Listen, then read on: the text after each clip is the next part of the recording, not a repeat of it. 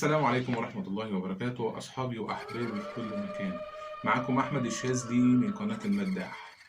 النهاردة عندنا معلومات، مش قصة، معلومات عن الجن. أسماء بعض ملوك الجن، اللهم احفظنا، وقبائل الجن. أسماء بعض ملوك الجن المسلم والجن المسيحي والجن اليهودي. بعض أسماء أولاد إبليس وبعض أسماء من الشياطين. يا رب النهاردة الحلقة تعجبكم، وأتمنى إن انتوا تدعموني باللايك والشير عشان أقدر أوصل لكل الناس، ودعموني لأن أنا فعلا محتاج دعمكم. يلا نبدأ الحلقة. حبايبي، ومعاكم نبدأ من جديد أسماء قبائل الجن.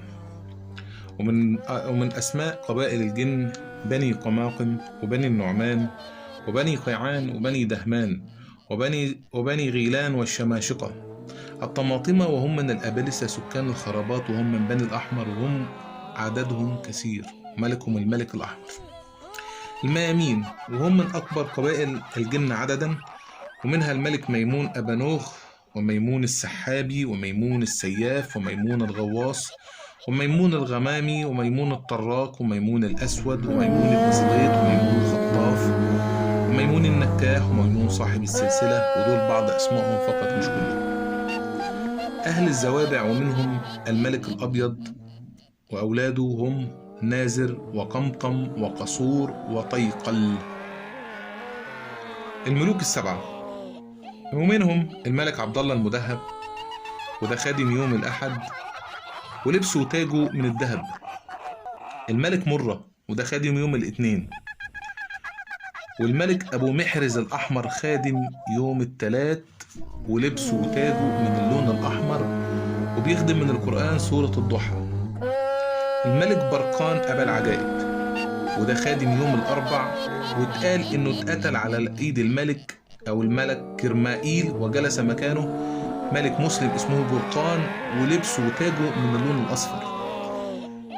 ونيجي بقى الاسم ملك من الملوك المشهورة اللي معروفة عندنا احنا، الملك شمهورش، وده خادم يوم الخميس، وبنسمع عنه كتير في بعض الأفلام وبين الناس، لكن هو ملك طيب. هو قاضي الجن، ولباسه وتاجه من الأبيض. الملك الأبيض، وده خادم يوم الجمعة، وبيتقال إنه خليفة شمهورش في القضاء. الملك ميمون أبانوخ خادم يوم السبت، ولبسه وتاجه لونه أسود، ويخدم من القرآن سورة الهمزة، بالإضافة لبعض السور الأخرى. هؤلاء السبعة يلقبوا بالسبعة الكبار على الجن، وكل ملك منهم شديد ويحكم 49 قبيلة، وكل قبيلة فيهم لا يعرف عددها إلا الله. وهم يخدموا من القرآن السور الآتية: البروج والجن. أما خدام سورة الصمد فهم عبد الله وعبد القدوس وعبد الواحد وعبد الرحمن وعبد الصمد، وبيتقال إنه أكبرهم عبد الله، طبعا بالإضافة إلى السيد آتا خادم سورة الفتح. الملك الأخيدر، وهو من أبهى الجن شكلا، وله من الأعوان العون الريحان. وسورة الكوثر قدمها السيد عبد الكريم، وبيحضر عند استخدام السورة في الخلوة، ومعاه أيضا كل من قاصف وناصف وصاهف وضاقف، ودول من الجن الخادم أيضا. سورة الضحى والليل وخدامها من الملائكة 2 بين السماء والأرض، وهم السسيائيل ومهيائيل، و2 مع الريح حهيائيل وصهيائيل، و2 في البحر وهم تطوائيل ودريائيل، والملك الحاكم عليهم صلهفكيائيل، وخادمه من الجن الملك الأحمر. خدام لفظ الجلالة الله، ومنهم هلال وهياكل وكهيال، وأشهرهم الأخير وربما يكون أكبرهم. خدام اسم الله اللطيف، وهم عبد الباري وعبد اللطيف وعبد الفتاح وشعاع ونور. خدام سورة الجن، وهم الملوك السبعة اللي احنا قلنا عليهم قبل كده، وزيد عليهم جن من المقربين واسمه الحج أبو يوسف، ويقال إنه أسلم على يد سيدنا محمد صلى الله عليه وسلم، والله أعلم. وأيضا يقال إن هو من الجن اللي نزل فيهم سورة الجن، والله أعلم. الملك طارش، وهو ملك العمار، ملك العمار، الجن اللي بيسكن في البيوت، اللي معروف اللي موجود إنه في كل بيت. بعض أسماء جن النصارى واليهود، ودي بعض أسماء جن اليهود، ومنها الأسد الغضوب والليس الوسوى، وبيستخدموا السحرة في عمل الربط والبغضاء والطلاق والمشاكل بين الزوجين. الملك زنطة، وبيحضر على صورة قطة أو نمر أسود، وهو مشهور بس مش كل الناس تعرف اسمه غام. وعون شديد من أعوان الملك ميمون أبانوخ، وكان من المتمردين العصاة في عهد سيدنا سليمان عليه السلام، ويقال إنه قد قيده سيدنا سليمان، الله أعلم. جن النصارى، خربط ابن الزخيبلة بنت الملك الأحمر، وهو مسيحي يحضر وقت صلاة الجمعة وهو شكله أعجمي. طلمش، وهو جن مسيحي يحضر في تلابيس الصرع، وهو يأذي من يستخدمه عاجل أم آجل، ملوش أمان يعني. أبناء وبنات إبليس، ومنهم عزازير، وهو يحضر في الحمام، ولازم يكون اللي بيحضره ما يكونش على طهارة، وبيحضر على هيئة فيل كبير، ويطلب من اللي بيحضره إنه يسجد له ويلبي ليه طلباته.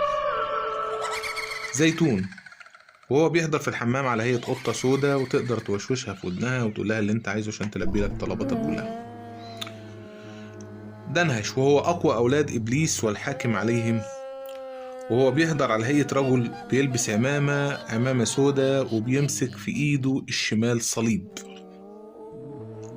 بنات إبليس، ودول بقى ليهم شروط في إحضارهم، إنه هو لازم على اللي عايز يحضرهم إنه لازم يعاشرهم جنسيا عشان يعملوا اللي هو عاوزه، وليهم أكتر من طريقة غير كده، لكن الطريقة دي الأساسية. في تاني ذات المحاسن، وهي تحضر في المقابر، ومن شروطها إن الساحر يعاشرها جنسيا عشان تقدر تساعده في أي حاجة هو عايزها. في تاني برضو عائن، بيكتب الساحر طلسم على إيده ويعزمه، وبعد كده بينام فتجيله في المنام ويعاشرها جنسيا ويطلب منها كل اللي هو عاوزه طبعا، وبتسخرها بالطريقة دي. نائل، أم الشعور المائلة،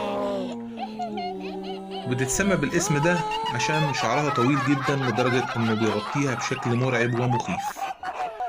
ودول بعض بنات إبليس، أو بعض أسماء بنات إبليس. بعض أسماء الشياطين، ومنها بنات الخناس، وهم يحضروا في الحمام، وعشان تطلب العهد منهم لازم تتجوز واحدة منهم. نصور، وهو مارد من أقذر الشياطين وأقواهم على الإطلاق. السحرة بتخاف منه لأنه بيفتك باللي بيحضره أو اللي يوكل بيه سحر. ميمون النكاح، وهو من الميامين ولكن يهودي، وهو شيطان يسلطه الساحر على الناس تعذبهم.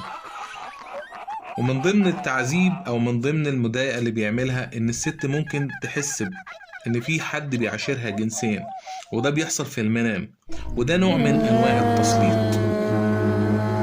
سنجاب ابن البواب، وهو شيطان بيحضر في الحمام، وليه أكتر من ذراع، وكل دراع مختص بحاجة معينة، كل دراع ليه لون معين، وبيطلب من الساحر العهد على حسب نوع الشر، نزيف، طلاق، ربط، خلاف ومشاكل بين الزوجين والعياذ بالله.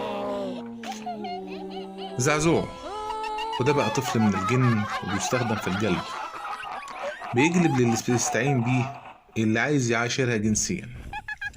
الساحر هنا بيجيب قالب طوب لونه أبيض كبير من المقابر ويحطه في صندوق، ويفضل يعزم عليه فترة، بعد كده بيفتح الصندوق فيلاقي طفل بيبكي، فيطلب منه اللي هو عايزه، وبعد تلبية طلب الساحر الجن الصغير ده بيرجع لأمه تاني. وأبوه هو أبو الزعازيع، موكل أيضا هو كمان بأعمال الجلب والمحبة وخلافه يعني، وهم من الشياطين. والله أعلى وأعلم. كل المعلومات دي بعض من كل، أعزنا وإياكم الله شرهم وشر من استعان بهم. أصحابي في كل مكان، احنا وصلنا كده لنهاية حلقتنا. يا رب أكون قدرت أفيدكم ولو حتى بمعلومة واحدة من اللي أنا قلتها، أو باسم واحد من الأسماء اللي أنا قلتها دي كلها. وأتمنى إن أنتوا تدعموني كالعادة بالشير واللايك، وده اللي بطلبه منكم كل مرة، يا ريت تدعموني. أنا دي أول حلقاتي، فأتمنى إن أنتوا تساعدوني عشان أقدر أوصل لأكتر عدد ممكن من المشاهدين. وأتمنى النهاردة معلوماتي تكون كويسة، وأستودعكم الله، وأشوفكم في حلقة جديدة إن شاء الله. سلام.